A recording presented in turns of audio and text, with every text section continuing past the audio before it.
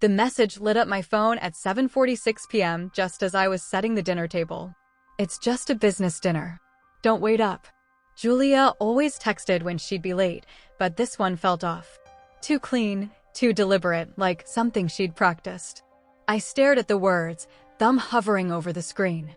I could almost hear her voice, soft, calm, reassuring. Once that tone comforted me. Now it felt like a sedative meant to quiet suspicion.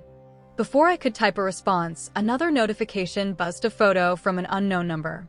The name read Sophie Reynolds. I didn't know any Sophie. When I opened the picture, the world froze.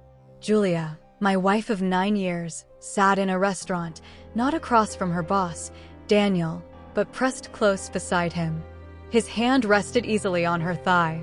Her face turned toward him, smiling, the same smile she once saved for me. Below it, a single sentence. You deserve to know the truth. My pulse thundered. My chest locked. Every ounce of blood drained from my face. For a moment, I wanted to hurl the phone, but instead, I set it down carefully like evidence. The house was silent, except for the hum of the fridge. The chicken roasting in the oven filled the air with a smell that suddenly turned my stomach. I typed back, dinner looks good. Then I attached the photo. Delivered. Read. No reply. For 30 minutes, I watched those 3 dots appear and vanish as she typed, erased, and typed again. When her reply finally came, it wasn't an excuse. Where did you get that? Not I can explain. Just panic. I didn't answer. Couldn't. My mind was replaying late nights, new perfume, the sharper outfits, the laughter at private texts she'd flipped face down. I'd asked once softly if something was wrong. She'd laughed. You're being ridiculous, Ben. He's married to Sophie, apparently. 5 minutes later, my phone rang. Julia. I let it buzz twice before picking up.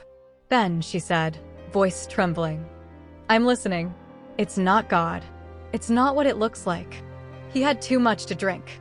And your smile while his hand was on your thigh, I said quietly. Strange way to help your boss, Julia. Silence. I could hear her unsteady breathing. Who sent it? She asked finally. His wife, I said. I guess she was there too. A long pause, then a whisper. No, that one word told me everything. You knew she might find out, didn't you? I said that's why you were anxious last week. You said you were scared of gossip. It wasn't gossip you feared. It was her. Ben, please, she said, almost breaking. It wasn't supposed to go this far. I didn't mean. You didn't mean to get caught, I said, and hung up. The messages came for hours. Apologies, explanations, promises. Words that once meant something now sounded empty. I didn't reply. Around midnight, I heard her key in the door.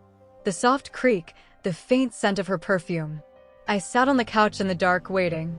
She froze when she saw me. Ben. I said nothing, just looked at her. The distance between us felt like a canyon. The woman standing there wasn't the one I'd married. I made a mistake, she whispered. He made me feel seen. It didn't mean anything. I laughed softly. You don't accidentally end up in someone's lap, Julia. Tears gathered in her eyes. I never slept with him. I wanted to believe that. God, I did. But faith doesn't survive evidence like that. I stood, grabbed my jacket. Where are you going? Somewhere I don't have to pretend this marriage still means something. Please, Ben, don't throw us away over one mistake. You didn't make one mistake. I said you built a whole lie, every text, every late night, every word you rehearsed. That's not a mistake. It's a choice. Her face crumpled. I love you. Then you should have acted like it. I walked out. The night air hit me hard, cold, sobering. I sat in my truck, staring at the house. The glow of the living room lights spilled through the window. I half expected her to run out, but she didn't. The next morning, Sophie called. Her voice was calm, steady. Thank you for not pretending, she said. I sent the photo because you deserve the truth. I'm leaving him. I'm sorry, I said finally. Don't be, she replied. We both needed to see it for what it was. After she hung up, I sat there staring at my coffee. She was right.